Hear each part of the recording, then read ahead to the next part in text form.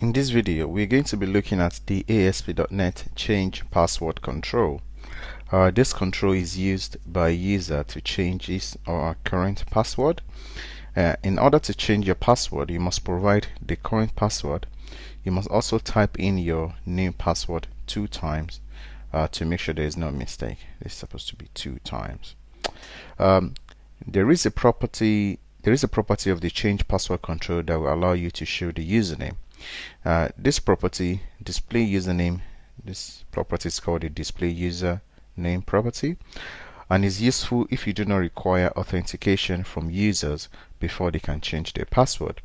So if you have a website and the user doesn't require to be authenticated before they can change their password, so you can provide them with a username field so that they can type their username for which they want to change the password. If you require a user to be authenticated before changing their password, then you do not need to display the username field because the name of the authenticated user will be used automatically. So let's go ahead and look at how to use this control. So I've created a new page called the Change Password page. Very simple page, just like every other page, and I've inherited from the main master page. So now we have this content placeholder control. So I can drag in the change password into this area. I can make it as big as I want or small as I want.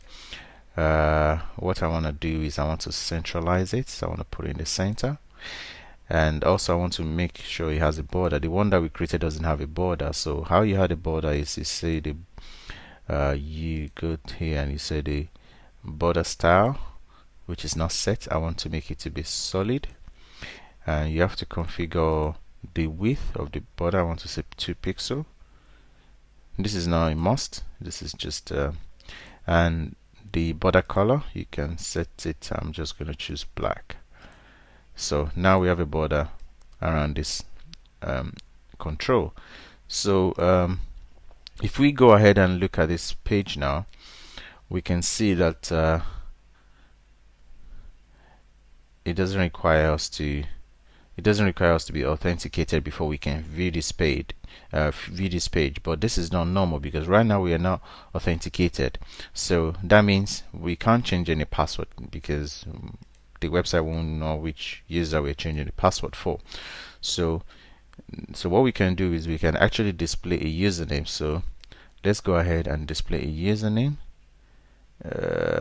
So if we select this control, we go to the properties window, and you can go to display username, which is currently set to false. We can set it to true. So as you can see now, it now display a username. So let's go ahead now and change our password that we the password that we had before. So I'm going to change the password of the for the admin2. So let's go ahead and do admin2,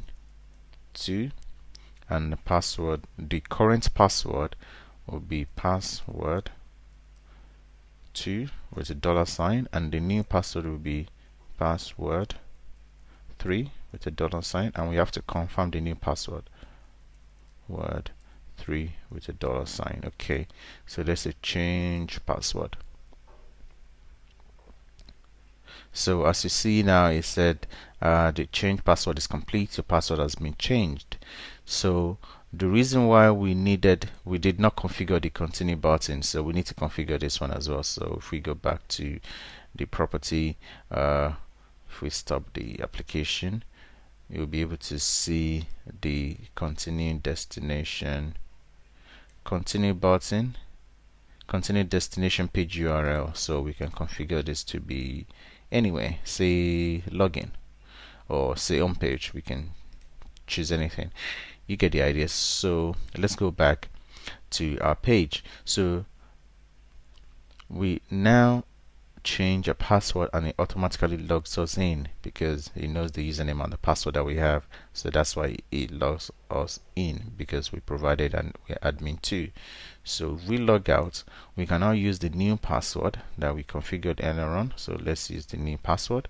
Even though you can't see what I'm typing, you just have to trust me on this. and it's going to be password 3 and a $sign. So let's use that to log in. As you can see now, I'm now logged in, and our password was changed successfully. So this is how you use the change password control.